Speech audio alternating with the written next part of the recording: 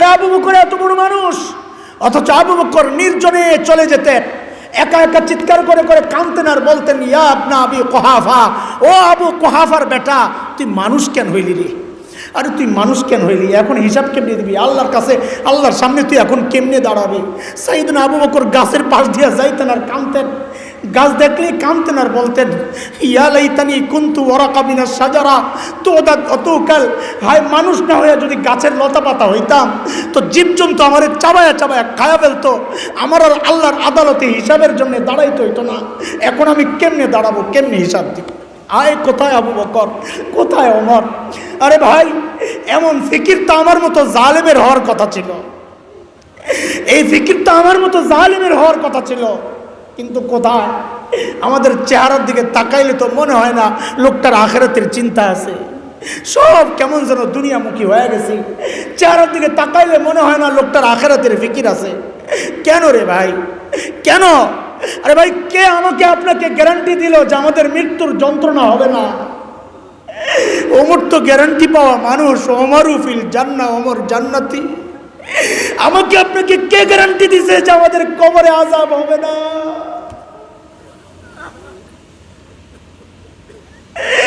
কে guarantee দিছে বলে? আবু বকর তো জান্নাতের গ্যারান্টি পাওয়া মানুষ, আবু বকর ফিল জান্নাহ, আবু বকরের এই চিন্তা। আমাকে আপনাকে কে গ্যারান্টি দিল যে আমরা জান্নাত পাওয়া যাব? বলেন না, কে গ্যারান্টি দিল? কেন এমন হয়ে গেলাম? কেন এমন হয়ে গেলাম? কোনো ভয় নাই, গুনাহ করতেছি, কোনো চিন্তা নাই, চুল পাকতে পাকতে সাদা হয়ে গেছে, দাড়ি পাইকা সাদা হয়ে গেছে, এখনো গুনাহ ছাড়তে পারি না। ও যুবক, তুমি ভাবতেছো তোমার মৃত্যু এখনো অনেক দেরি আছে। না না, কে জানে, বলো কে জানে এই মজলিসেও এমন মানুষ থাকতে পারে যার কাফনের কাপড়টা দোকানে চলে আসছে। এমনও তো হইতে পারে কালকে খবর পাইতে পারে বয়ান করে গেল মাওলানা হাসান জামিল তো দুনিয়ায় না হয়, এমনও তো হইতে পারে।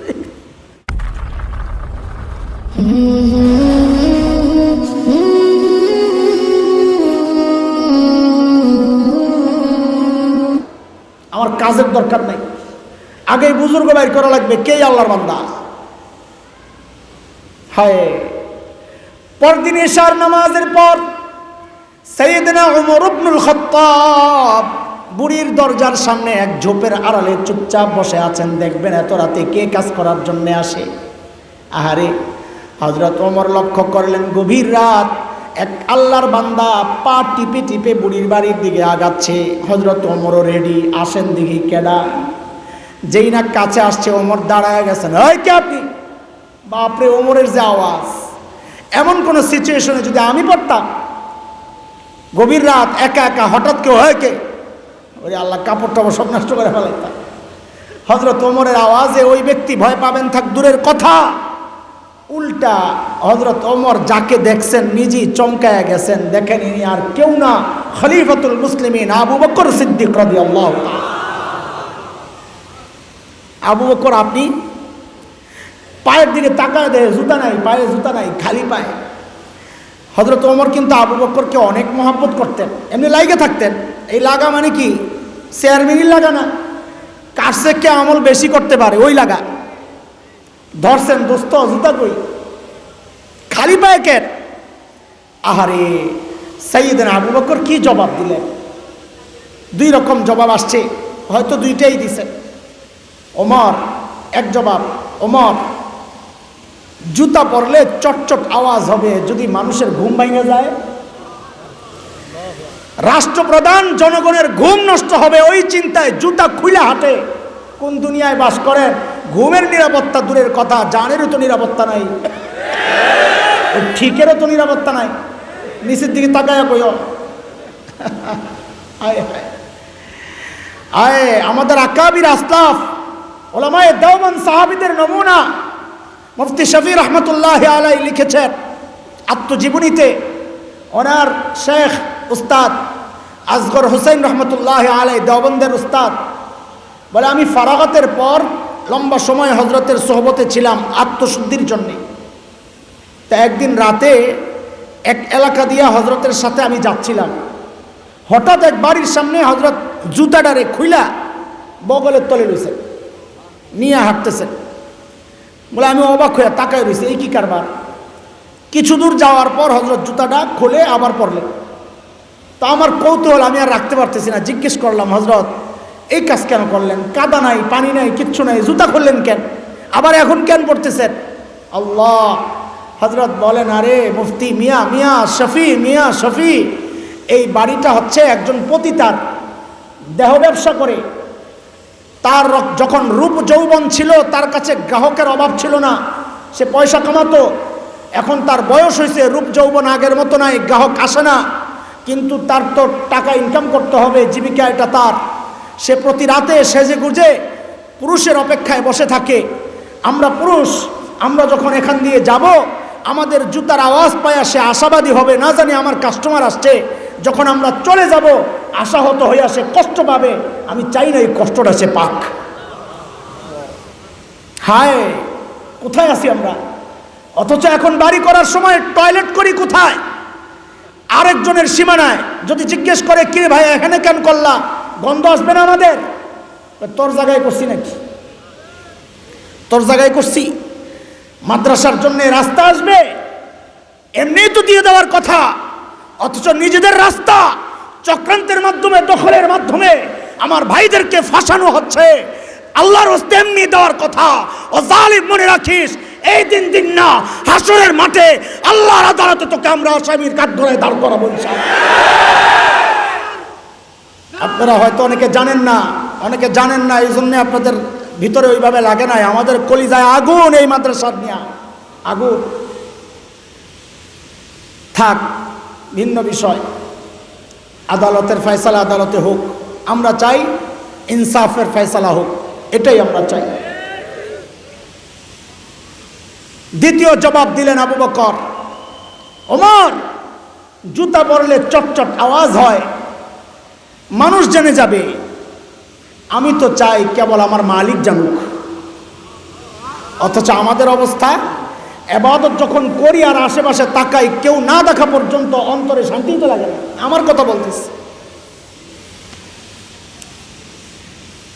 আবু বকর, আপনি কেন আসছেন? ওমরের প্রশ্ন, আপনি কেন আসছেন? এই কাজগুলো তো আমাদেরকেই দিতে পারতেন। সাইয়েদনা আবু বকর কি জবাব দিলেন? ও দোস্ত, জবাবটাই আমার বয়ান, কিন্তু জবাবটা আমি এখন দিচ্ছি না। কেন? কারণ জবাবটার ওজন কত এটা বুঝতে হলে আগে আবু বকরের ওজন বোঝা লাগবে। কারণ ব্যক্তির ওজনের উপর কথার ওজন ওঠানামা করে। ধরেন আপনি রাস্তায় হাঁটছেন, এক ফকিরের সাথে দেখা, ভিক্ষুক পরিচিত, আপনাকে দেখে বলল, এই ভাতিজা, কালকে একটু দেখা করো, তোমারে খুশি করে দেব। আপনি মনে মনে হাসবেন, নিজে ভিক্ষা করে খায়, আবার আমারে খুশি করে। কিন্তু একই কথা যদি আমাদের মাননীয় মন্ত্রী সাহেব বলেন, এই যে অ্যাডভোকেট আকম মুজাম্মেল হক সাহেব, যে কালকে দেখা করো, তোমারে খুশি করে দেব, তখনও কি উপহাসের হাসি হাসবেন না আশাবাদী হবেন? কেন? কথা তো একটাই। ওই যে ব্যক্তির ওজন বাড়ছে, তো কথারও ওজন বেড়ে গেছে। একই কথা যদি মাননীয় প্রধানমন্ত্রী বলতেন, কালকে দেখা করে খুশি করে দিব, আপনারা কি করতেন জানি না, আমি তো সারা রাত আর ঘুমাইতাম না, আল্লাহ জানি কি পাইতেছে। কথা তো একটাই, ব্যক্তির ওজন বাড়তেছে, তো কথারও ওজন বাড়তেছে।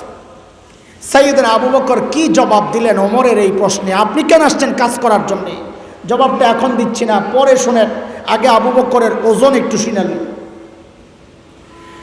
একদিন আম্মা জান আয়েশা রাদিয়াল্লাহু তাআলা আনহা মদিনার স্বচ্ছ পরিষ্কার আকাশের দিকে তাকিয়ে তাকিয়ে দেখেন লক্ষ লক্ষ নক্ষত্র দেখা যায়। আম্মা জানের মনে একটা কৌতূহল, নবীকে জিজ্ঞেস করলেন, ইয়া রাসূলুল্লাহ, ওই যে লক্ষ লক্ষ নক্ষত্র দেখা যায়, ওগো আল্লাহর হাবিব, আপনার উম্মতের মধ্যে এমন কেউ কি আছেন যার আমলের পরিমাণ ওই নক্ষত্রের চেয়েও বেশি? আল্লাহর হাবিব বলেন, আয়েশা আছে একজন। কয়জন? বলেন না, কয়জন? আয়েশা আছে একজন।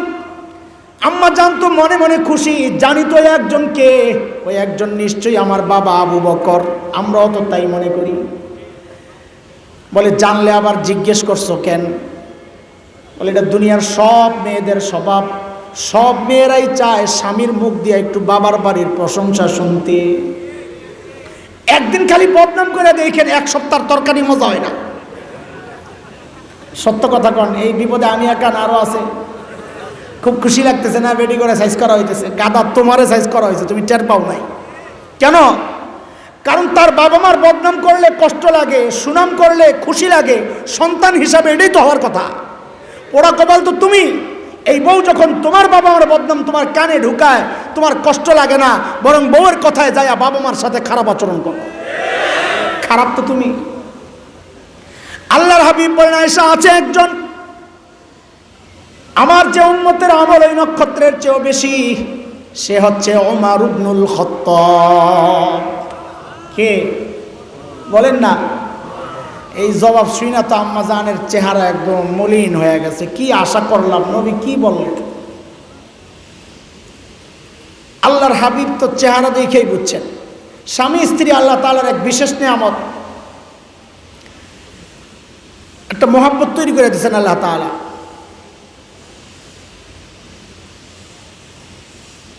চেহারার মধ্যে একটু বিরক্তি আসলে স্বামী টের পায়, আবার স্বামীর চেহারা একটু মান অভিমানের ব্যাপার আসলে স্ত্রী টের পায়। ঠিক ঠিক কথা। পোলা ভাই তুই ঠিক কাজ কেন আন্দাজি কি বুঝোস বেটা? ও আব্বা আম্মারে দেয় না। ঠিক আছে। আল্লাহর হাবিব তো আরো বেশি, চেহারা দেখে বুঝছেন ভিতরে গন্ডগোল। ইংরেজিতে বলে নাকি face is the index of mind. মানুষের ভিতরে কি কাজ করে এই চেহারায় ফুটে ওঠে। তো আল্লাহর হাবিব বলেন, আয়েশা, তুমি কি ভেবেছিলে তোমার বাবার নাম বলবো? আরে আয়েশা শুনো, তোমার বাবা আবু বকরের হিসাব তো আলাদা, এর সাথে কেন মিলাও? তোমার বাবা আবু বকর আমার গোটা উম্মতের আমল যদি এক পাল্লায় করা হয়, আর একা তোমার বাবা আবু বকরের আমল যদি আরেক পাল্লায় করা হয়, তো তোমার বাবা আবু বকরের আমলের পাল্লা ভারী হয়ে যাবে। আবু বকর চিনো মিয়া? একদিন হযরত ওমর আসছেন, আয়েশা বলেন, দোস্ত আপনার সাথে একটা লেনদেন করতে চাই। বলে কি লেনদেন করবেন? তো ওমর বলে, কি দোস্ত, আমার সারা জিন্দেগির যত আমল করছি সব আপনার দিয়ে দিতে চাই। আবু বকর কয়, বলে কি? ওমরে তো ভালো মানুষ, সারা জিন্দেগি উনি আমার সাথে করলো খুশাখুশি, কাছে কে বেশি আমল করতে পারে, প্রতিযোগিতা। এমন বলে সব দিয়ে দিব না রে, এখানে কোনো গাপলাস। কারণ আবু বকর মানুষ সরল সোজা, কিন্তু ব্যাককল্প না। কথা বুঝেন না? ওলামায়ে কেরাম চেহারাগুলো দেখলে মনে হয় দুনিয়ার কিচ্ছু জানে না, আর আপনারা তাই মনে করেন। আরে গাদা, যার সিনের মধ্যে কোরআনের ইলম হাদিসের ইলম, সে ব্যাককল হইতে পারে না। সরল সোজা। আমাদের মুফতি দেলোয়ার সাহেব দামাত বারাকাতুহুল আলিয়া, হযরত মুস্তফা আল হুসাইনি, আল্লামা মুস্তফা আল হুসাইনি রহমতুল্লাহ আলাইহির একটা গল্প শোনাইছেন আমাদেরকে, বড় আজিব। ওই শীত লাগতেছে, শীত শুনবি শুনবি? হ্যাঁ, তুই বলতেছি, আবার আপনার মুরব্বীরা মনে করেন আপনার পোলাবেন গেদা গুদা কতগুলা ওগুলারে। মুস্তফা আল হুসাইনি রহমতুল্লাহ আলাইহি তো আমাদের মতো অত ভুং ভাং ছিল না, সাদা সিধা মানুষ।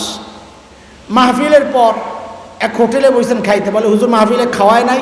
এটা আপনারা বুঝবেন না, মাহফিলের আগে বক্তার যে কদর থাকে, মাহফিলের পরে আর খুঁজা পাওয়া যায় না রে ভাই। এটা আমার বড় মুসিবত।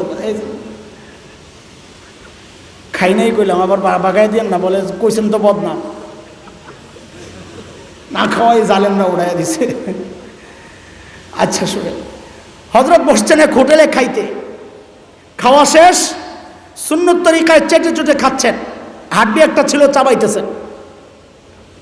পাশের টেবিলে এক ভদ্রলোক বসে বসে চা খায়। কি খায়? দুনিয়া এমন কিছু আজব পাবলিক আছে, দাড়িওয়ালা টুপিওয়ালা দেখলেই চুলকানি শুরু হয়। ওই বেটা ওই ক্যাটাগরির। যেই দেখছে হুজুর যেমনি হাড্ডি চাবাইতেছে, হ্যাঁ কয়, তো মুখ্যম সময়, হুজুরে একটু সাইজ করাই। হুজুরে সাইজ করতে পারলে যে কত শান্তি। চায়ের কাপটা হাতে লইয়া হুজুরের টেবিলের সামনে দাঁড়ায়, এক্সকিউজ মি। হুজুর, ইয়েস বলেন, একটা কথা জিজ্ঞেস করতে চাই। বলেন। বলে হুজুর, আপনাদের এলাকায় কুকুরে কি খায়? ওই যে হুজুর হাড্ডি খাইতেছে, বদমাশ হুজুরে কুকুর বানাইতে চায়। আপনাদের এলাকায় কুকুরে কি খায়?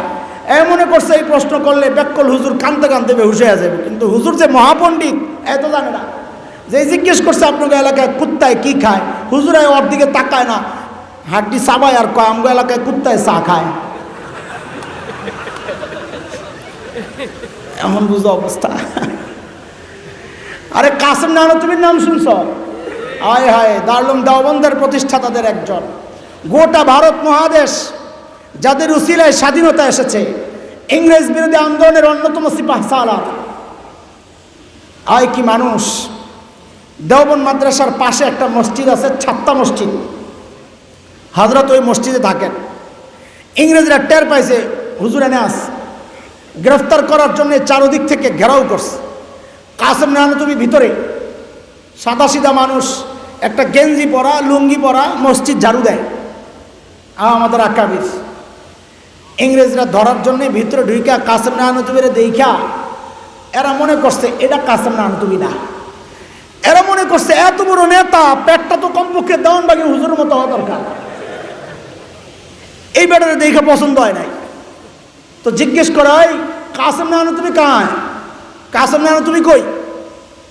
কাসেম নানতুবি বলছেন ভালো বিপদে, যদি বলেন মাই হো তো অ্যারেস্ট, ধরা পড়েন।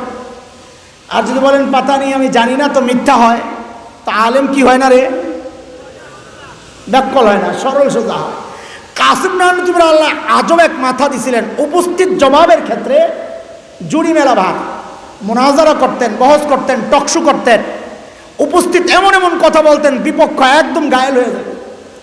এক হিন্দুর সাথে মোনাজারার আগে খাইতে বসছে, তো হাদিসের কথা, আল মুমিন ইয়াকুলু ফি মিআন ওয়াহিদ, মুমিন এক আঁতে খায়, মানে অল্প খায়। কাফেররা আল কাফির ইয়াকুলু ফি সাবআতি আমআ, সাত আঁতে খায় কাফেররা, অনেক বেশি খায়, কারণ এর লগে শয়তানও খায়, এই জন্য খাওয়া বেশি হয়।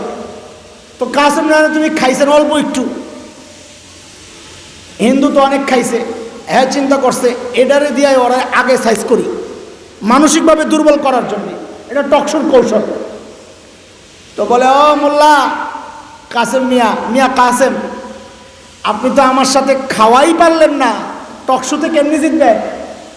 কাসেম নানতুবির মাথায় তো আল্লাহ দিয়েছেন পুরাটাই ব্রেন। যে এই কথা বলছে, কাসেম নানতুবি আস্তে করে বলে, ও ভাই, খাওয়া নিয়ে যদি প্রতিযোগিতা করতে হয় তা আমার সাথে না যাইয়া মহিষের সাথে করো যাও। আয় মালিক। তো ইংরেজরা যায় যখন জিজ্ঞেস করছে কাসেম নানতুবি কাহায়, কাসেম নানতুবি কি করছেন, যেখানে দাঁড়ায় ছিলেন ওখান থেকে সরছেন। তা আগের জায়গা ফাঁকা হয়েছে না, এমন একটা ভাব লইছেন যে কথাটা বুঝতে একটু দেরি হয়েছে। হ্যাঁ ক্যা কাসেম নানতুবি? ও আচ্ছা, ও তো আমি হাতে একটু আগে এখানেই ছিল। কথা তো মিথ্যা না, একটু আগে তো এখানেই ছিল, এখন তো সই হয়ে জায়গায় আছে। ইংরেজরা মনে করছে একটু আগে এখানে ছিল, এখন বুঝি পালায় গেছে। আল্লাহ! সাইয়েদনা আবু বকর মানুষ কি ছিলেন না? মনে আছে কথা? আবু বকরের শুনবি দুই একটা। আয়ে সূরা লাহাব যখন নাজিল হয়েছে, এর মধ্যে তো আবু লাহাবের বউ উম্মে জামিল বিনতে হারব ইবনে উমাইয়া, এর ব্যাপারও আয়াত আসছে, তোরেও সাইজ করা হইব। বেডি তো সেত্যা মিথ্যা শেষ, যুগের তাসলিমা তো মোল্লারে সাইজ করুম রাখ। পাথর একটা লইছে, নবীরে মানবে। নবী আলাইহিস সালাম কাবার পাশে বসে বসে তেলাওয়াত করতেছেন, উম্মে জামিলের হাতে পাথর। আবু বকর দেখছেন উম্মে জামিল আসতেছে। নবী আস্তে করে কানে কানে বলে, ইয়া রাসূলুল্লাহ, উম্মে জামিল আসতেছে, নমুনা ভালো না। আল্লাহর হাবিব বলেন, আবু বকর আসতে দেন, আসতে দেন, উম্মে জামিল আমাকে দেখবি না। কেন? আল্লাহ আগেই তো জানায় রাখছেন সূরা বনী ইসরাঈল আয়াত 45-এ, فَإِذَا قَرَأْتَ الْقُرْآنَ جَعَلْنَا بَيْنَكَ وَبَيْنَ الَّذِينَ لَا يُؤْمِنُونَ بِالْآخِرَةِ حِجَابًا مَسْتُورًا। নবী, আপনি যখন তিলাওয়াত করবেন, আপনার আর বেঈমানদের মাঝখানে আমি নিরাপত্তার পর্দা দিয়ে দিব, তারা আপনাকে দেখবে না। উম্মে জামিল আয়েশা খুঁজে আবু বকর তো ভাব দেখেই বুঝছে উম্মে জামিল তো দেখে না। এখন আবু বকররা ধরছে, ওই মোল্লা তো কয় নাই, যা কইছে আমি সময়ের শব্দ দিয়া তর্জমা করলাম আর কি। ওই মোল্লা তোর দোস্ত কই? এখন আবু বকর যদি বলেন লা আদরি, আমি জানি না, তা আবু বকরের সিদ্দিক কাটা যায়, মিথ্যা কথা হয়। আর যদি বলেন এই যে, তা আবু বকর মাইর খাবে। কেন? আবু বকর বলবেন এই যে, উম্মে জামিল বলবে কই যে, হ্যাঁ তো দেন, আবু বকরে মারবে। আবু বকর মহা চালাক, আস্তে করে জবাব দিয়া দিলেন, খুঁজা দেহ। কি? আরে বলেন না, খুঁজা দেহ। উম্মে জামিল মনে করছে নবীর আবু বকর কই আছে জানে না, আমারে খুঁজতে কইতেছে। হিজরতের সময় নবী আর আবু বকর মদিনার পথে সারা দেশ খবর হয়ে গেছে, ধরতে পারলে 100 ওঠ। বিভিন্ন কবিলার লোক যারা নবীরও চেনে না, আবু বকরও চেনে না, পুরস্কারের আশায় ঘুরতেছে, খুঁজতেছে পাওয়ার জন্যে। এক জায়গায় ধরা পড়ছে, আবু বকর সামনে, নবী পেছনে। লোকেরা আবু বকরের ধৈর্যই জিজ্ঞেস করতেছে, মাম্মাক, তোমার সাথের এই লোককে? এখন আবু বকর যদি বলেন লা আরিফ, আমি চিনি না, তা আবু বকরের সিদ্দিক কাটা যায়, মিথ্যা হয়। আর যদি বলেন ইনি নবী, তো নবী শেষ হয়। আবু বকর বড় আজীব জবাব দিচ্ছেন, আল্লাহু আকবার। আবু বকর আস্তে করে জবাব দিচ্ছেন, হাযার রাজুল ইয়াহদিনি, এই লোকটা আমারে রাস্তা দেখায়। এরা মনে করছে সফর অবস্থায় আবু বকর রাস্তা চিনে না, ওই বেটা পিছন থেকে কয় ডাইনে বামে সোজা, ডাইনে বামে সোজা। অথচ আবু বকর নিয়ত তার একটা, হাযার রাজুল ইয়াহদিনি ইলাল জান্নাহ, এই লোকটা আমারে জান্নাতের রাস্তা দেখায়। ও আবু বকর মানুষ সরল সোজা, কিন্তু কি না, আর গোমনা থাক, চল সামনে চল। সাইয়েদনা ওমর যখন বললেন, আবু বকর আমার সারা জিন্দেগির আমল আপনাকে দিয়ে দিতে চাই। আবু বকর আস্তে করে বললেন, ওমর বুঝলাম, কিন্তু একটু বলেন না আমার কি দেওয়া লাগবে। না আবার আমার সবটা চান, তাইলে তো হবে না। ওমর বলেন, আবু বকর সব চাই না, অল্প অল্প। বলে অল্পটা কি? বলে ওই যে হিজরতের সময় নবীর সাথে সাউর গুহায়, কোন গুহায়? না সুর গুহায়, সুর না, সুর না। আমি এই জন্য তো জিজ্ঞেস করছি, একটা কারণ তো আছে। সুর গলত, কি সাউর, সাউর সায়ের মধ্যে জবর, জবর, সুর না। সাউর গুহায় যে 3 দিন লুকায়া ছিলেন, ও আবু বকর ওই 3 দিন আমাকে দিয়ে দেন, আমি আমার সারা জিন্দেগির আমল আপনাকে দিয়ে দিব। কয়দিন? কয়দিন? মাত্র 3 দিনের সারা জীবন মিলল, মিলল। তাইলে সাইয়েদনা ওমর কি বুঝলেন গোমর, যে এই 3 দিনের আমল আমার সারা জিন্দেগির আমলের চেয়ে দামি। নিশ্চয়ই কোনো গোমর আছে, আছে না? ওই গোমর একটু শুনবেন, সময় তো অনেক হয়ে গেছে, টাইম তো হইলো 11:30। কটা বাজে? না নিয়ে সমস্যা আপনাকে নাই, মাদ্রাসাওয়ালাকে বিপদ। ইন্না লিল্লাহি ওয়া ইন্না ইলাইহি রাজিউন। তাহলে দোয়া করে দিতে হবে না, সমস্যা হবে না। মাদ্রাসাওয়ালা, হ্যাঁ আপনার আছে, নেতারা আছে, মাদ্রাসাওয়ালা কই না, সমস্যা হবে না। আচ্ছা ঠিক আছে, আমার সমস্যা হোক, অসুবিধা নাই। সাউর গুহায় নবী আর আবু বকর লুকানো। বলেন এবার গুহার ভেতরে কে? আচ্ছা ভেতরে পরে যান, আগে বাইরটা একটু বন্ধ করে আই। বলেন তো গুহার মুখের মধ্যে কে কে বাসা বানাইছিল? দিয়ে আপনারা ওয়াজ মুখস্থ রাখেন না, ভুলে যান দেখি। কবুতর আর, আচ্ছা মাশাআল্লাহ, ওয়াজ কিছু মনে আছে। আরেকটু দেখি, কবুতরের ডিম পারছে কয়টা? 2টা, 3টা, একটাও না তো, জাত বালা না। হায় হায়, কেউ কেউ ভাবতেছে নবীর সাথে সংশ্লিষ্ট একটা গল্প নিয়ে আমি তামাশা করতেছি। হ্যাঁ হ্যাঁ, তামাশাই করতেছি। কেন? কারণ মুহাদ্দিসরা বলেছেন কবুতরের গল্পটা পুরা জাল, বানোয়াট, মিথ্যা কথা। খামাখাইটা আমরা বক্তারা বানাইছি, বক্তারা। হ্যাঁ, জালের গল্প আছে, তাও দুর্বল, সেই দুর্বলটাই আপনাদেরকে শোনাইতেছি। আচ্ছা, আল্লাহ তাআলা যদি চাইতেন গুহার মুখটাকে পাথর দিয়া প্যাকেট কইরা গুহার ভেতরটাকে জান্নাতের টুকরা বানায়া দিতে পারতেন কি পারতেন না? আল্লাহ তা করেছেন। জাল দিছেন, জাল। কেন? কারণ মাকড়সার জাল এটা এত মজবুত যে কাফেররা ছিদ্র করে, ছিন্ন করে, ভেদ করে ভেতরে ঢুকতে পারবে না। কথা কয় না? এমন না হালকা? কত হালকা! সূরা আনকাবুতে আসছে কোরআনের কথা, ওয়া ইন্না আহওয়ানাল বুয়ুতি লাবাইতুল আনকাবুত। জগতের সবচেয়ে দুর্বল ঘরের নাম হচ্ছে মাকড়সার ঘর। তাইলে আল্লাহ তাআলা এই দুর্বল ঘর দিয়া নবী আর আবু বকরের নিরাপত্তা কেন দিলেন? বুঝার বিষয়। আল্লাহ তাআলা কিয়ামত পর্যন্ত তার বান্দাদেরকে জানায়া দিয়েছেন, এরে আমার বান্দারা দেখো, আমি যদি আমার দ্বীনকে বাঁচাতে চাই তো আমার ট্যাঙ্ক কামান লাগে না, যুদ্ধ বিমান আর সাবমেরিন লাগে না, পারমাণবিক অস্ত্র লাগে না। আমি আমার দ্বীনকে বাঁচাতে চাইলে মাকড়সার জাল দিয়েই বাঁচাইয়া দিতে পারি। দরকার আবু বকরের ঈমান। কি দরকার? কি দরকার? বলেন না, কি দরকার? ঈমান যদি মজবুত থাকে কোন শক্তি মুসলমানদেরকে পরাজিত করতে পারবে না ইনশাআল্লাহ। কারণ তার মালিক আরশে আজিমের রব। আল্লাহু আকবার।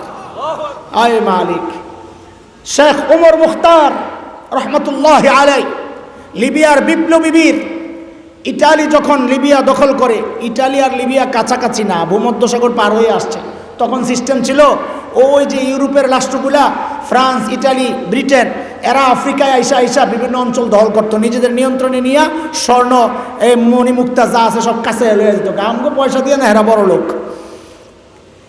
লিবিয়া যখন দখল করছে তখন শেখ ওমর মুখতারের নেতৃত্বে প্রতিরোধ যুদ্ধ চলছিল, পচা রাইফেল, পুরান রাইফেল দিয়া। ইটালির গভর্নমেন্ট সিদ্ধান্ত নিল বম্বিং করে পুরো এলাকা শেষ করে দিবে। কেউ একজন এসে শেখ ওমর মুখতাররে বললেন, হযরত এখন আর বাঁচার উপায় নাই, চলেন যাই। বলে কেন? বলে বম্বিং করবে, আমাদের কাছে তো বিমান বিধ্বংসী কোনো অস্ত্র নাই, তো আমরা বাঁচবো কি করে? হায় হায়, শেখ ওমর মুখতার ইমান দীপ্ত এক জবাব দিয়েছেন, আল্লাহু আকবার। শেখ ওমর মুখতার জিজ্ঞেস করলেন, আচ্ছা বলো তো, তাদের ওই বোমারু বিমানগুলা কি অনেক শক্তিশালী? তো বলে হ্যাঁ, অনেক শক্তিশালী। তো বলে কত শক্তিশালী? বিমানগুলা আরশের উপরে দিয়া যায় না আরশের নিচে দিয়া যায়? আয় খোদা, কি কয় এটা না কয়? কোথায় আরশ, কোথায় সাত আসমান? বিমানের কত নিচে দিয়া যায়? থুরু মিয়া, তাইলে ডরাই আলাপ কি? আমি তো, তুমি যেমনি বলতেছো, আমি তো মনে করছি আরশের উপরে দিয়া যায়। আমার আরশের মালিক যে আমারে বাঁচাবেন, উপরে দিয়া গেলে বম তার উপরে পড়লে আমারে কে বাঁচাবে? যদি নিচে দিয়ে যায় আমার কোনো টেনশন নাই, আমার মালিক আছে। ওরে দোস্ত, তিনি মূলত সূরা তাওবার শেষ আয়াতের তর্জমা শোনাইছেন, যে আয়াতের মাধ্যমে আল্লাহ তার নবীকে সান্ত্বনা দিয়েছেন, ওইটাই আমাদেরও সান্ত্বনা। আল্লাহ বলেন, ফাইন তাওয়াল্লাউ ফাকুল হাসবিয়াল্লাহ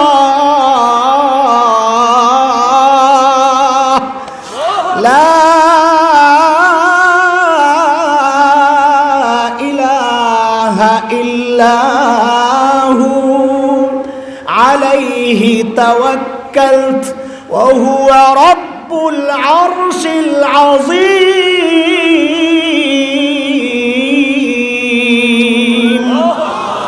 যাদের মালিক আরশে আযীমের রব, তাদের পরাজয় নাই ইনশাআল্লাহ। নমরুদের মালিক ছিল না, পরাজিত হয়েছে, ইব্রাহিম জিতে গেছেন। ফেরাউনের মালিক ছিল না, পরাজিত হয়েছে, মুসা জিতে গেছেন। বিলাল হাবশির মালিক ছিল, জিতে গেছেন। উতবা, সাইবা, আবু জাহেল, আবু লাহাবরা পরাজিত হয়েছে।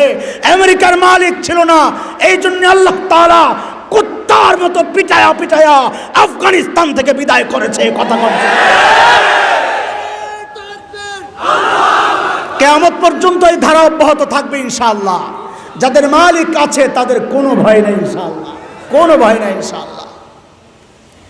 সাইয়েদনা আবু বকর আর নবী গুহার ভেতরে, মনে আছে নি কথা? আরাজেন আল্লাহর হাবিব আবু বকরের কোলে মাথা রাইখা ঘুমাইতেছেন। আয় হায়, শেখ শাহ ওয়ালিউল্লাহ মুহাদ্দিস দেহলভী রহমতুল্লাহ আলাই এই দৃশ্যটার চিত্রায়ন করতেছেন এইভাবে, বলে আবু বকরের কোলটা যেন একটা রেহাল, আর আবু বকরের ওই রেহালের উপরে যেন জীবন্ত কোরআন আবু বকর বয়া বয়া পড়তেছে। আল্লাহু আকবার, বড় আজীব কথা, এটা দিলে লাগে যায়। আবু বকর বসে রয়েছেন, নবী ঘুম থেকে উঠে দেখেন যে আবু বকরের চেহারার মধ্যে চিন্তার ছাপ। নবী জিজ্ঞেস করলেন, আবু বকর আপনি এত চিন্তিত কেন? বলে, ইয়া রাসূলুল্লাহ, ওই যে গুহার মুখের দিকে তাকায়া দেখেন, লাউ আন্না আহাদাহুম ইয়ানজুরু ইলা কদামাই, এদের যে কেউ একজন গুহার দিকে তাকানোর দরকার নাই, যদি নিজেদের পায়ের দিকেও তাকায় তাও আমাদেরকে দেখে ফেল। আল্লাহর হাবিব বলেন, আবু বকর আপনি কি ভেবেছেন গুহার ভেতরে খালি আমি আর আপনি, আর কেউ নাই? না আবু বকর, না, আমাদের সাথে আল্লাহও আছেন। কে আছেন? আল্লাহ তাআলার নবীর এই সান্ত্বনার কথাটা এতটা পছন্দ হয়েছে, আল্লাহ কোরআনুল কারীমের সূরা তাওবার একটা আয়াতের টুকরা বানায়া নাজিল করে দিয়েছেন। ইযহুমা ফিল গার ইয ইয়াকুলু লিসাহিবিহি লা তাহজান ইন্নাল্লাহা মা'ানা। দুইজন যখন গুহায়, একজন যখন তার সঙ্গীকে বললেন, মানে নবী যখন আবু বকরকে বললেন, এইবার একটু বুঝেন কথা, নবী বললেন কাকে? আল্লাহর শব্দ কি? লিসাহিবি। নবী যখন তার সাহাবীকে বললেন, কাকে? কাকে? হায় হায়, মুফাসসিরিনে কেরাম বলেন, দেখছো দেখছো কারবার, আবু বকরের মর্যাদা দেখছো, আবু বকর যে নবীর সাহাবী এটা আল্লাহ কোরআনে স্বীকৃতি দিয়ে দিছে। ইয হুমা ফিল গার ইয ইয়াকুলু লিসাহিবি, ওমরের গোমর এই জায়গায় না, ওমরের গোমর সামনে। কি লা তাহজান, আবু বকর আপনি ঘাবড়ায়েন না, ঘাবড়ায়েন না। কেন? ইন্নাল্লাহা মা'ানা, আবু বকর আল্লাহ আমাদের সাথে আছেন, আমিও আপনার সাথে, আল্লাহও আপনার সাথে, আপনার টেনশন কি? ওমর কয়েক খাইছে খাইছে, সারা জিন্দিগি আমল কইরা পাইলাম কি? আবু বকর তো 3 দিন থাইকাই বউ আগে চলে গেছে। কেন? ওমর চিন্তা করছেন নবী আমারে মূল্যায়ন করছেন কেমনে, নবীর সাথে আমার সম্পর্কের লেভেল কি লেভেল। আল্লাহর হাবিব ওমর সম্পর্কে বলেন, লাউ কানা বাদি নাবিয়্যুন লাকানা ওমর। আমাদের কোন ভাই থেকে শুনেছি বলে নাবিয়ান, এটা গলত শুরু হয়ে গেছে, নাবিয়ান না, ওলামায়ে কেরাম বুঝবে, আপনারা বুঝবেন না, এটা কান আর ইসিম, বাদি খবর জরফ মুকদ্দম হয়ে গেছে। লাউ কানা বাদি নাবিয়্যুন লাকানা ওমর, আমার পরে যদি কেউ নবী হতো ওমর হতো। আল্লাহু আকবার, বুঝেন নাই কথা? নবী কি বলেছেন? আমার পরে নবী হলে কে হতো? কে হতো? না আবু বকর? তাইলে মর্যাদা বেশি কার, আবু বকরের না ওমরের? কয় আবু বকরের। হাদিস কি বলে এইবার বুঝা বলেন, ওমরের মর্যাদা বেশি না আবু বকরের? ওমর। আবু বকরের মর্যাদা বেশি হইলে তো নবী বলতেন আমার পরে নবী হইলে আবু বকর হইতো। নবীটা বলছেন, নবী বলেছেন আমার পরে নবী হলে কে হতো? ওমর হতো। তো কি বোঝা গেল মর্যাদা বেশি কার? ওমরের। এই হাদিস সর্বপ্রথম যখন শুনি আমার মনে পড়ে যতটুকু, আমি তখন সরবে কায়া পড়ি, আমার মাথায় পেঁচ লাগছে, পেঁচ লাগতো, খুব ব্রেন ছিল আলহামদুলিল্লাহ, আল্লাহ তাআলা শুকর। পেঁচ লাগছে কি রে এই হাদিস কি এটা? সারা জিন্দিগি জানলাম নবীদের পরে সর্বোচ্চ মর্যাদার মানুষ হচ্ছেন আবু বকর, অথচ হাদিস বোঝায় যে ওমরের মর্যাদা বেশি। অনেক তালাশ করছি, এটা দিল পরিষ্কার হওয়ার মতো জবাব পাইতেছিলাম না। হ্যাঁ, আমাদের আকাবির আসলাফদের কিতাবের এটা হচ্ছে বড় পাওয়া। আমাকে অনেকে জিজ্ঞেস করেছেন, অনেক ভাই নতুন তাফসির করেন, বয়ান করেন, যে হযরত বয়ানের জন্য কোন তাফসিরটা মোতালা করলে ভালো হয়, পরামর্শ চায় বড় ভাই হিসাবে। তা আমি বলি, আরে ভাই কয় তাফসির মোতালা করবা তুমি, ভেজালে পড়বা, দরকার নাই। সব তাফসিরের নির্যাস যেই জায়গায় পাওয়া যায় ওখানে যাও। বলে ওইটা কোনটা? বলে আমার আকাবির আসলাফের কিতাব, আমাদের বড়দের লেখা, আল্লাহ তাআলার বড় নিয়ামত আমাদের জন্যে। ওগুলার মধ্যে সব কথা পাওয়া যায়, এমন বহু প্রশ্ন যেগুলো কোথাও হল পাই না, হাকিমুল উম্মতের কিতাবে গেলে ওগুলো পাওয়া যায়। এই প্রশ্নেরও জবাব আমি পেয়েছি মালফুজাতে হাকিমুল উম্মতের মধ্যে। হযরত হাকিমুল উম্মত জবাব দিয়েছেন, বলে না না, এই হাদিস দ্বারা আবু ওমরের মর্যাদা বোঝা যায় নাই, আবু বকরেরই মর্যাদা বোঝা গেছে। বলে কেন? ওমরও টের পেয়েছেন ওইটা।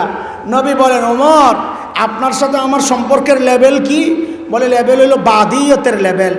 বাদি, বাদি আমি আগে, আপনি বলেন না আমার পরে নবী হলে ওমর হতো। তার মানে কে? নবী আগে, ওমর পরে। ওমর আপনার সাথে আমার সম্পর্কের লেভেল হচ্ছে আমি আগে আর আপনি পরে। আবু বকর আপনার সাথে আমার সম্পর্কের লেভেল হলো মানা, মাইয়তের সাথে সাথে সাথে সাথে। ওমর কয় আমার বাদিয়তের মুকুট লাগবো না, সারা জিন্দেগি লয়া যাও। বলে কেন? কই 3 দিনে মাইয়তের মুকুট পাওয়া গেছে, ওইটা আমারে দিয়া দাও, আমি নবীর সাথে সাথে অবস্থান করতে চাই। ওরে দোস্ত, আমাদের তাবলীগের অনেক সাথী সবাই না, 1-2 জন এরকম ঘাটতেরা থাকে, ওলামায়ে কেরামরে খোসা দিয়া কথা বলে যে চিল্লা দেয় নাই কিচ্ছু না, হুজুর গো এটা কি হুজুর? ও দোস্ত, তুমি যদি সারা জীবনও চিল্লা দাও তো তোমার উপর ওয়ারাসাতুল আম্বিয়ার মুকুট তো লাগে নাই। আলেম এক চিল্লা না দিলেও নবী বলেছেন আল উলামা ওয়ারাসাতুল আম্বিয়া, আলেমের মাথায় ওয়ারাসাতুল আম্বিয়ার মুকুট তো লেগে গেছে। মুকুটের বড় দাম, বেশি করা এটা বিষয় না। ওমর টের পেয়েছেন, সারা জিন্দেগির আমল কইরা পাইছি বাদিয়তের মুকুট, আবু বকর 3 দিন থাইকা পায়া গেছে মাইয়তের মুকুট। আমার বাদিয়তের মুকুট লাগবে না, ও আবু বকর 3 দিন দিয়া দেন, মাইয়তের মুকুটটা পইরা দেই। এই গুমর বুঝছেন ওমর, আবু বকর বুঝেন নাই? আবু বকর বুঝেন নাই? কথা বলেন। আবু বকর তো চালাক। সময় আইসেন আপনাদের কাহিনী কতগুলা। আবু বকর কি, আবু বকর কি জবাব দিলেন? আয়ে মালিক, আজ থেকে 12-13 বছর আগে হবে মনে হয়, হাকিমুল ইসলাম কারি তৈয়ব রহমতুল্লাহ আলের এক লেখায় আবু বকরের এই ঘটনা পইরা আর আবু বকরের জবাবটা শুই না, আল্লাহ আল্লাহ সাক্ষী, আমি সাথে সাথে কেঁদে ফেলছি, সাথে সাথে কেঁদে ফেলছি। আরে কি মানুষ আবু বকর, কি মানুষ আবু বকর। আবু বকর জবাব দিচ্ছেন, ওমর দোস্ত বলেন কি, এই 3 দিন যদি আপনারে দিয়ে দেই, ওহো আমার আর থাকি কি ভাই, আমার পুঁজি তো 3 দিন, জীবনে তো আর কিচ্ছু আমি করতে পারি নাই রে ভাই। আবু বকর বলে জীবনে কিচ্ছু করতে পারে নাই, এই 3 দিনই বলে আবু বকরের পুঁজি। আরে কি করে নাই আবু বকর নবীর জন্য, সব শেষ করে দিয়েছেন, সব দিয়ে দিয়েছেন আবু বকর। শুধু আবু বকর একা না, পুরো পরিবারটা আবু বকরের নবীর জন্য আল্লাহ তাআলা কবুল করছেন, সুবহানাল্লাহ। আরে পিচ্চি আসমা, পিচ্চি আসমা, পিচ্চি আসমা, আবু বকর আর নবী যখন গুহার ভেতরে, হায় আল্লাহ কি পরিবার আল্লাহ বানাইছেন। হযরত আসমা বকরি চড়ানোর বাহানা দিয়া কোর্সায় করে করে নিয়ে খাবার দিয়ে, তো এই জন্য নবী আদর করে ডাকতেন জাতুন্নি তাকা, কোর্সাওয়ালি, কোর্সাওয়ালি, মায়া করে ডাকতেন, দিয়ে আসতেন। একদিন নবী দেখেন যে হযরত আসমার কপাল ফাটা, রক্ত ঝরতেছে। নবী জিজ্ঞেস করেন, আসমা কি হয়েছে তোমার? বলে ইয়া রাসূলুল্লাহ, রাস্তায় আবু জাহেলের হাতে পড়ছিলাম, আবু জাহেল আমারে ধইরা বলে, আসমা তোমার নবী আর তোমার বাবা কই আছে বলো, তুমি জানো। ইয়া রাসূলুল্লাহ, আমারে আবু জাহেল যখন ধরছে, আমি বলছি আমি জানি আমার নবী কোথায় আছেন, আমি জানি, কিন্তু বলবো না। পিচ্ছি বাচ্চা, বলবো না, বলবো না। হায় মালিক, ইয়া রাসূলুল্লাহ, এই কথা বলার সাথে সাথে আবু জাহেল আমাকে এমন এক থাপ্পড় মারছে, আমি ছিটকে যাই পইরা পাথরের মধ্যে পইরা আমার মাথা ফাইটে গেছে। ইয়া রাসূলুল্লাহ, আল্লাহর হাবিব, আমি যখন দাঁড়াইছি আবু জাহেল আমার গলা টিপা ধরছে। আমি বলছি আপনি আমাকে মারতে পারবেন, কিন্তু আমার নবী কই আছে আমি বলবো না আপনাকে। মানুষেরা হিজরত করে নবী আর আবু বকর যখন চলে গেছেন, আবু বকরের বাবা আবু কুহাফা তখনও মুসলমান হন নাই, তিনি মক্কা বিজয়ের দিন মুসলমান হয়েছেন। আরে আবু বকরের বাবা মক্কা বিজয়ের দিন মুসলমান হওয়ার কারণে আবু বকরের মর্যাদা আরেকটু বেড়ে গেছে। কেন? কারণ নবীদের মধ্যে 4 জেনারেশন নবী, বহু নবী পাওয়া যায়। হযরত ইব্রাহিম আলাইহিস সালাম এক জেনারেশন, ছেলে ইসহাক আরেক জেনারেশন, ছেলে ইয়াকুব আরেক জেনারেশন, ছেলে ইউসুফ আরেক জেনারেশন, 4 জেনারেশন নবী। সাহাবীদের মধ্যে 4 জেনারেশন সাহাবী, আবু বকর সারার কে আছে?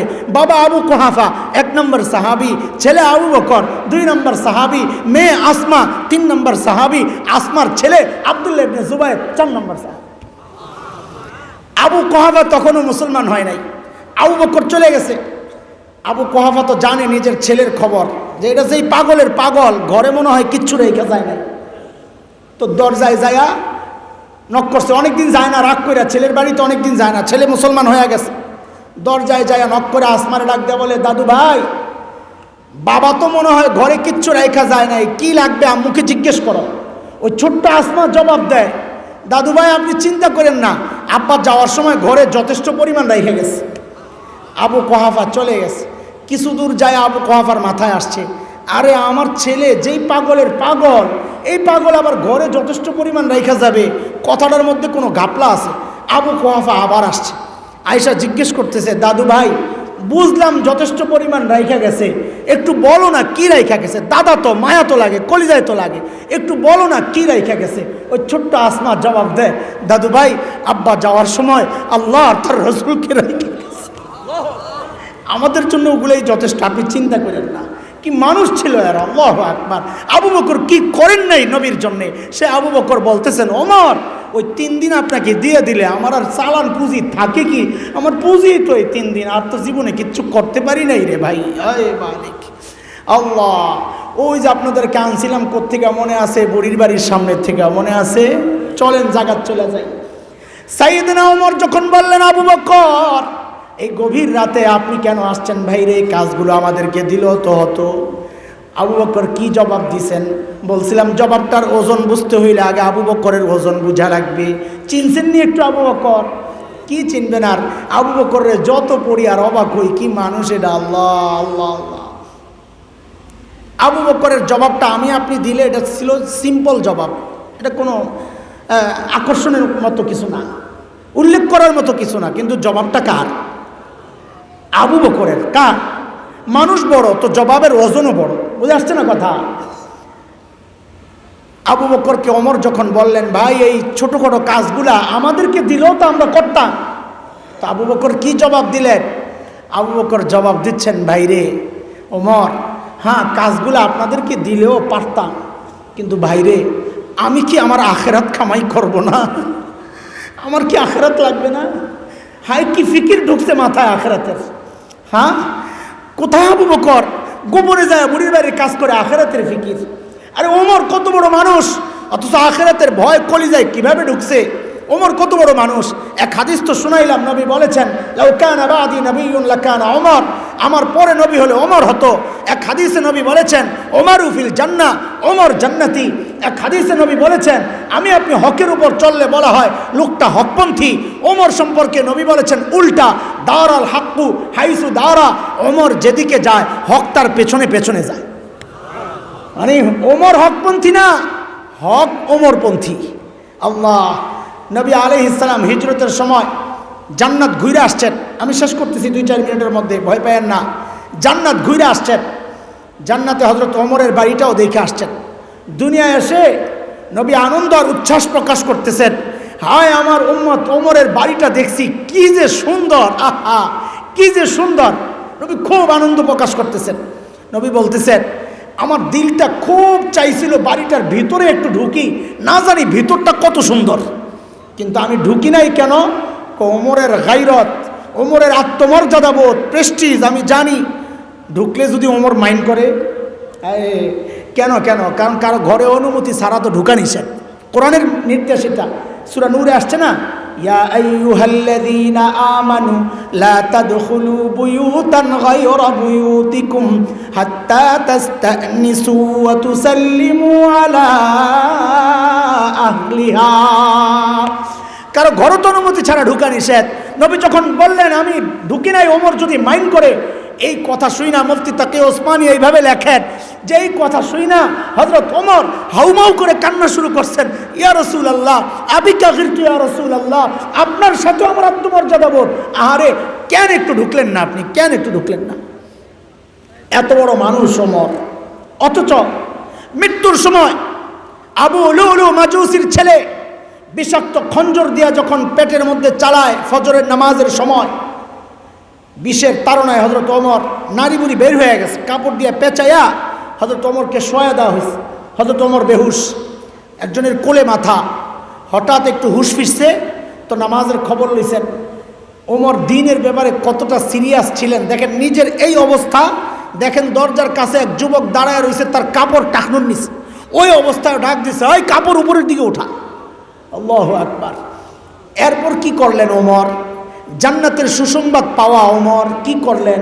আয় আল্লাহ, মাথাটারে নিয়ে কোল থিকা মসজিদে নববীর ফ্লোরে রাখছেন। ফ্লোর কি ছিল? পাকা, কথা বলে না, টাইলস করা, মোজাইক নাকি মাটি বলেন না? আয় হায় হায়, হযরত ওমর নিজের মাথাটাকে নিয়ে মাটির উপর রাখছেন, রাইখা গালগুলাকে জমিনের সাথে ঘষতেছেন আর কাঁদতেছেন, ঘষতেছেন আর কাঁদতেছেন, আর বলতেছিলেন ওয়াইলুল লাকা ইয়া ওমর ইন লাম ইয়াগফির লাকা রাব্বুক। ওমর, তোমার রব যদি তোমারে ক্ষমা না করে, ওমর তোমার জন্য ভয়ঙ্কর বিপদ কিন্তু অপেক্ষা করতেছে। কি মানুষ এরা! আখিরাতের ভয় কলিজায় কিভাবে ঢুকছে চিন্তা করা যায়। আরে আবু বকর এত বড় মানুষ, অথচ আবু বকর নির্জনে চলে যেতেন, একা একা চিৎকার করে করে কাঁদতেন আর বলতেন ইয়া ইবনা আবি কুহাফা, ও আবু কুহাফার বেটা, তুই মানুষ কেন হইলি রে? আরে তুই মানুষ কেন হইলি? এখন হিসাব কেমনে দিবি আল্লাহর কাছে? আল্লাহর সামনে তুই এখন কেমনে দাঁড়াবি? সাইয়েদনা আবু বকর গাছের পাশ দিয়ে যাইতেন আর কাঁদতেন, গাছ দেখলে কাঁদতেন আর বলতেন ইয়া লাইতানি কুনতু ওয়ারাকা মিনাশ শাজারা তুদাত অতুকাল। হায়, মানুষ না হয়ে যদি গাছের লতা পাতা হইতাম তো জীবজন্তু আমারে চাবায়া চাবায়া খায়া ফেলতো, আমার আর আল্লাহর আদালতে হিসাবের জন্য দাঁড়াইতে হইতো না। এখন আমি কেমনে দাঁড়াবো, কেমনে হিসাব দিব? আয় কোথায় আবু বকর, কোথায় ওমর? আরে ভাই, এমন ফিকির তো আমার মতো জালেমের হওয়ার কথা ছিল, এই ফিকির তো আমার মতো জালেমের হওয়ার কথা ছিল, কিন্তু কোথায়? আমাদের চেহারার দিকে তাকাইলে তো মনে হয় না লোকটার আখিরাতের চিন্তা আছে, সব কেমন যেন দুনিয়ামুখী হয়ে গেছে। চেহারার দিকে তাকাইলে মনে হয় না লোকটার আখিরাতের ফিকির আছে। কেন রে ভাই, কেন? আরে ভাই, কে আমাকে আপনাকে গ্যারান্টি দিল যে আমাদের মৃত্যুর যন্ত্রণা হবে না? ওমর তো গ্যারান্টি পাওয়া মানুষ, ওমরু ফিল জান্নাহ, ওমর জান্নাতি। আমাকে আপনাকে কে গ্যারান্টি দিছে যে আমাদের কবরে আযাব হবে না?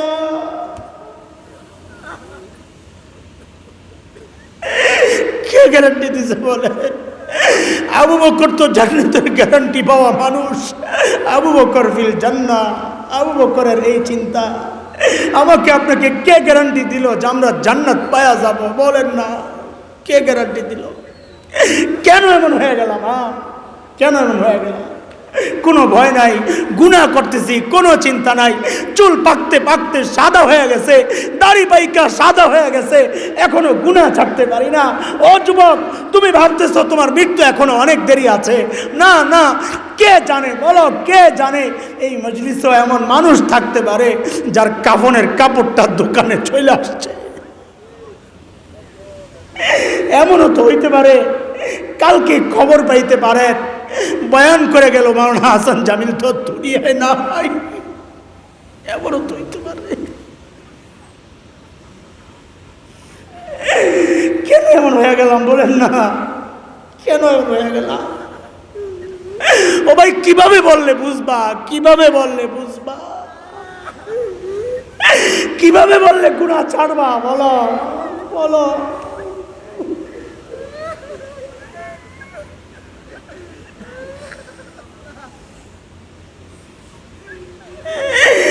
সন্তান চলতেছে জাহান্নামের দিকে, বিবি চলতেছে জাহান্নামের দিকে, আমি চলতেছি জাহান্নামের দিকে, অথচ মালিক ডাকতেছে, নাই শোন না, শোন না, শোন, ওয়াল তানজুর নাফসুম মা কদ্দামাত লিগাদ। আমার সামনে তোকে দাঁড়াইতে হবে, দাঁড়াইতে হবে, দাঁড়াইতে হবে। কি নিয়ে আসবি এখন থেকে চিন্তা কর, কি নিয়ে আসবি? কি আছে পুঁজি বলেন? আমার তো নাই কিচ্ছু, আপনাদের হালত কি বলে? তাই তো চিন্তা করলে অস্থির হয়ে যায়। হায় হায়, যৌবনের 32টা বছর কোন কামে ব্যয় করলাম। প্রতিদিন যদি একবার করে সুবহানাল্লাহ পড়তাম, আমল নামায় কতগুলো সুবহানাল্লাহ জমা হইতো। প্রত্যেক দিন যদি 2 রাকাত নফল নামাজ পড়তাম, আমল নামায় কতগুলো নফল নামাজ জমা হইতো। কি করলাম? ও যুবক, মালিকরে টাইম দাও, মালিকরে টাইম দাও, গুনাহ ছাড়ো, ছাড়ো, ছাড়ো, মালিকরে টাইম দাও।